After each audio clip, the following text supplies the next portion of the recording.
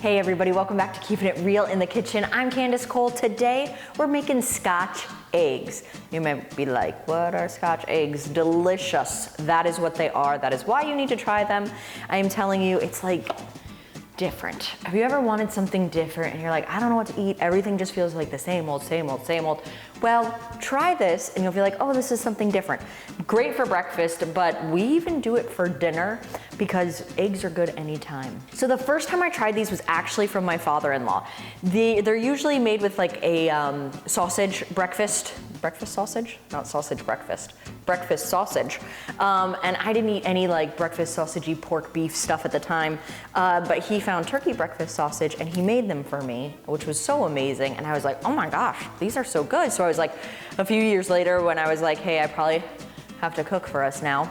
I should try to learn some recipes. I was looking for this recipe and I couldn't find it because my husband always called them German eggs. He's like, oh, German eggs. And I Googled German eggs and this was not what came up, but somewhere down in the feed was Scotch eggs. And I was like, that's it, that's what these are. So again, delicious. I hope you guys try it. Here's what you need to make it. You're gonna need to hard boil. They're hard boiled, so it's okay, I could drop them. Okay, too far. Calm down, Candace. Here's what you need for your ingredients. You're gonna need hard-boiled eggs. You're gonna need breakfast sausage, ground up breakfast sausage, thawed out, not frozen, just in case you thought you could use frozen. That would be impossible.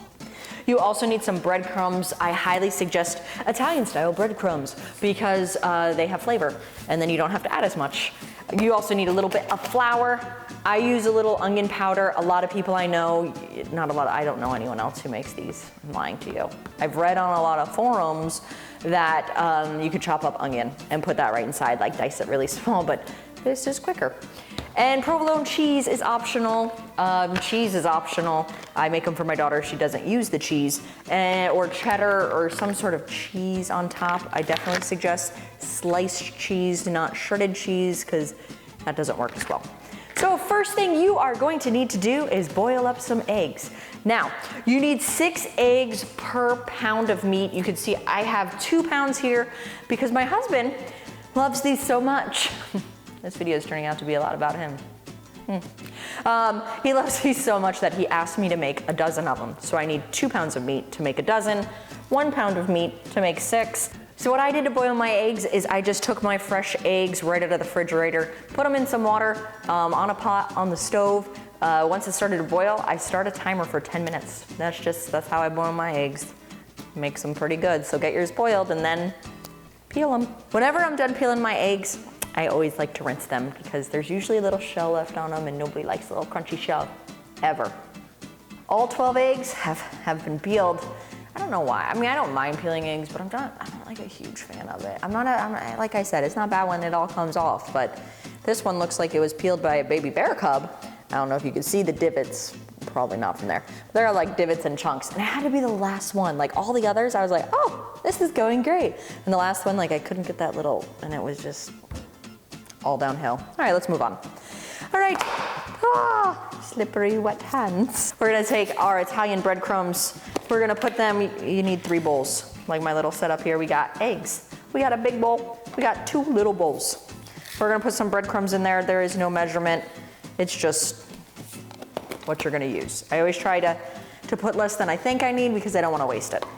We're gonna do a little flour. Again, no measurement because it doesn't matter. Because again, you're just using it. You don't need a ton. You're just gonna coat each egg with it. Same with the onion powder. I don't measure it. I just sprinkle some in, just to get a little flavor. It's not onion salt, onion powder. You don't wanna go too salty with this stuff. Mix it in there with your finger. I mean, natural spoon. Oh, wow. I mixed it with my middle finger. That could have been bad. Also, my middle finger was stung by a wasp yesterday. I know, sadness, right? Me. We're also gonna take a baking pan and we're gonna spray it down. Get that prepared.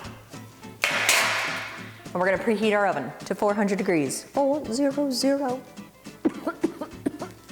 Spray! This stupid, it's only this coconut spray. Possibly because I bought it from the Dollar Tree. But I was like, coconut spray at the Dollar Tree, totally worth it. And then every time I spray it, I cough and feel like I'm dying. Next, we're gonna put our meat in a bowl because we're gonna get dirty hands. We're gonna be touching it. You can't not like to touch meat to do this recipe. 1 and 2. Flour, then meat, then breadcrumbs. Flour, meat, breadcrumbs. What? Flour, meat, breadcrumbs. Okay. Well, eggs. Man. Eggs, flour, meat, breadcrumbs, eggs, flour, meat, crumbs. So simple. This is an easy recipe, and it tastes good, and it's cool, and it's different, like I said. It's all about assembly. Grab an egg, pop it in the flour, just like coat it. Yeah, like that. Grab a little bit of meat. You're gonna have to kind of portion it out in your mind. I'm using about this for one. We're gonna take it and just cover the egg with it. Form it into a ball. Because these are little meat egg balls. And we just want it totally covered. If you're noticing that you need a little more meat, that's fine. But you can see, that's just what we're doing. Roll it and mark it with the B. Put it in the, okay, stop, Candace. And I just make sure the whole thing is covered in meat. And then in the breadcrumbs. Sometimes I don't do breadcrumbs right away. I just do all the meat because then your fingers start getting coated in the breadcrumbs and it's just not good. And then I put them right on the pan. So I'll probably just do, like I said, the flour and then the meat, put them up here and do all the breadcrumbs at the end. So if you divide each of your chunks of meat into half and you take each of those, I didn't put flour on it. I'm like, why isn't it sticking? Flour, no flour. There we go. And you take each of those halves and you divide it into thirds. That's all you need to do. I'm gonna try to one-handedly do one of these and film myself making them. Bear with me, might be bad. So yeah, no, doing these one-handed, not the meat part anyway. That's just not gonna work. You have to like form it like Play-Doh. That's what this is like. Oh my gosh. Never realized how much ground meat is like Play-Doh. Breadcrumb time. I don't think I should wash my hands. Let's just do it. Breadcrumbs, breadcrumbs. I like to serve these with hash browns, like the hash brown patties. That's just something I do. You can do like hash brown patties and a little fresh fruit. I mean, how cool would you be? Some people pour syrup on these. By some people, I mean me, because I like salty sweet together. So just options, just giving you some options, throwing some things out there. Look, I didn't even use all my flour or breadcrumbs, so. All right, guys, there you have it. They are all ready for the oven. We're gonna cook them at that 400 degrees for 30 minutes. Now the last 5 minutes, so 30 minutes straight, and then an additional 5 minutes, we're gonna throw some cheese on them. We're gonna let them cook for 35 minutes total. If you don't put cheese on them, still let them cook for 35 minutes. If you cut one open and you notice that it's a little pink inside, throw it back in the oven, let it cook about 5 more minutes. Sometimes you make them a little thicker. They need a little more cook time. Just look for that pink. Let's get them started.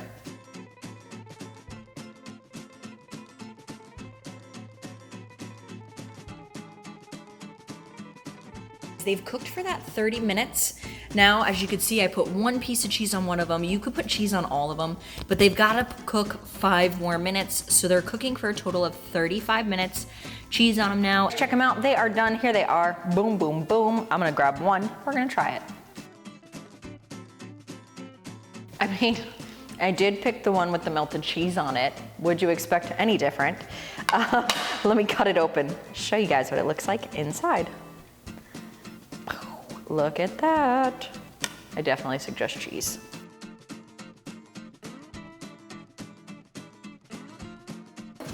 Let's give it a try. Okay. I mean, I've tasted it before, but I'll just let you know about its goodness once I put it in my mouth.